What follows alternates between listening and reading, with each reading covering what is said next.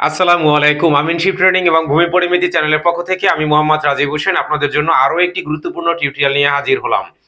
আজকে আমরা যে বিষয়টি আলোচনা করব সেটি হচ্ছে অনলাইনে জমির খতিয়ান কিভাবে বের করা যায় বা কিভাবে দেখা যায় সেই বিষয়টি সম্পর্কে অবশ্যই ভিডিওটি সঙ্গে থেকে দেখতে থাকুন। ভিডিওটি স্কিপ করে দেখবেন না, কারণ স্কিপ করে দেখলে ভিডিওর গুরুত্বপূর্ণ তথ্য আপনার জানার বাইরে থাকতে পারে। সেক্ষেত্রে অবশ্যই ভিডিওটি কন্টিনিউ করুন। যেসব দর্শক পূর্বে থেকে আমার চ্যানেলটি সাবস্ক্রাইব করেন এবং নিয়মিত দর্শক রয়েছেন তাদেরকে অসংখ্য অসংখ্য ধন্যবাদ। আজকে আমরা যে বিষয়টি আলোচনা করব, আমিনশিপ ট্রেনিং এবং ভূমি পরিমিতি চ্যানেলে ভূমি সংক্রান্ত বিষয় ফারাইজি, আইনি, ভাগবাটোয়ারা, বন্টননামা, এক কথায় সেটেলমেন্টের যাবতীয় যত বিষয় রয়েছে সব সম্পর্কে ভিডিও আপলোড করা হয়ে থাকে। আপনি চাইলে চ্যানেলটি ভিজিট করে আপনার কাঙ্ক্ষিত প্রবলেমটি সেখান থেকে দেখে হয়তোবা সলভ করতে পারবেন।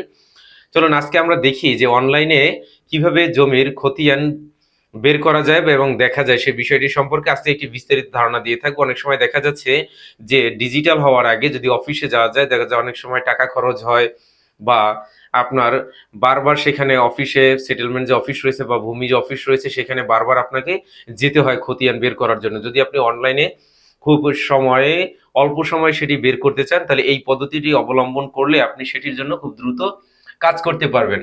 সেটি হচ্ছে যেমন অনলাইনে খতিয়ান বের করার নিয়ম। ফার্স্ট অফ অল প্রথমে যদি আমি এটি করি, আমাকে যেই ধাপটি করতে হবে সেটি হচ্ছে কি, অফিসিয়াল যে ওয়েবসাইট রয়েছে গভর্নমেন্টের, যে অফিসিয়াল ওয়েবসাইট সেটি কি iporcha.gov.bd, এই যে ওয়েবসাইটটি আছে এখানে আপনি ক্রোম ব্রাউজারে গিয়ে আপনি সার্চ করবেন।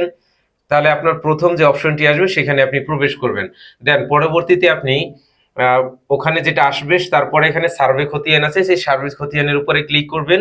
পরবর্তীতে আপনাকে নিয়ে যাবে জমির তথ্য প্রদানের যে একটি সাইডে, সেখানে নিয়ে যাবে। তাহলে জমির যে তথ্য আছে সেই তথ্যগুলো আপনি দিবেন। এখন জমির তথ্য কি হতে পারে? জমিতে মালিকের নাম থাকতে পারে, জমিতে চৌহদ্দি থাকতে পারে, জমিতে দলিলের নাম্বার থাকতে পারে।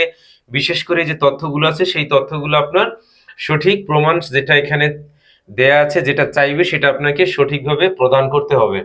চতুর্থ নম্বরে হচ্ছে বিভাগ, আপনি কোন বিভাগের, আপনি কোন জেলার, কোন উপজেলার, সেগুলো আপনাকে সঠিকভাবে নির্বাচন করতে হবে। যদি ভুল হয় তাহলে কিন্তু এটি হবে না। পঞ্চম নাম্বার হচ্ছে মৌজা ও জেএল নাম্বার নির্বাচন করুন। আপনি কোন মৌজায় অবস্থান করতেছেন সেই মৌজার নামটি এখানে দিতে হবে এবং জেএল নাম্বার নির্বাচন করতে হবে। পরবর্তীতে হচ্ছে খতিয়ানের ধরন। এখন খতিয়ানের ধরন বলতে আমরা কি বুঝি? আমরা জানি বাংলাদেশে অনেকগুলো খতিয়ান রয়েছে, তার ভিতরে বিশেষ করে সিএস খতিয়ান, এসএ খতিয়ান, আরএস খতিয়ান, তারপর আছে কি বিএস খতিয়ান। তাহলে বিএস খতিয়ান, এই যে খতিয়ানগুলো রয়েছে, এরপরে আছে কি সিটি জরিপ, এরকম যতগুলো খতিয়ান আছে সবগুলো খতিয়ানের এখানে ধরন উল্লেখ করতে হবে। পরবর্তীতে রয়েছে দাগ নাম্বার। একটি জমির নির্দিষ্ট একটি দাগ নাম্বার থাকে, সেটি খতিয়ানে দেওয়া থাকে, দলিলও আছে, সেখান থেকে দাগ নাম্বারটি সঠিক বসিয়ে দিবেন। দাগ নাম্বারটি আপনার দেয়া যখন হয়ে যাবে, পরবর্তীতে আসবে ফলাফল।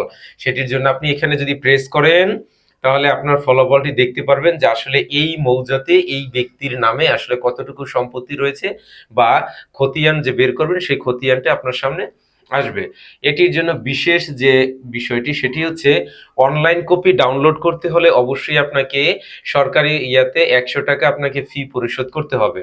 খতিয়ানের মূল বা সার্টিফাইড কপির জন্য অনলাইনে আবেদন করা যায়, যা সরকারি ফি পরিশোধের মাধ্যমে ডাকযোগে আপনার নিকটে পাঠানো হবে। সেখান থেকে আপনি সংগ্রহ করে নিতে পারবেন খতিয়ানের মূল বা সার্টিফাইড কপি।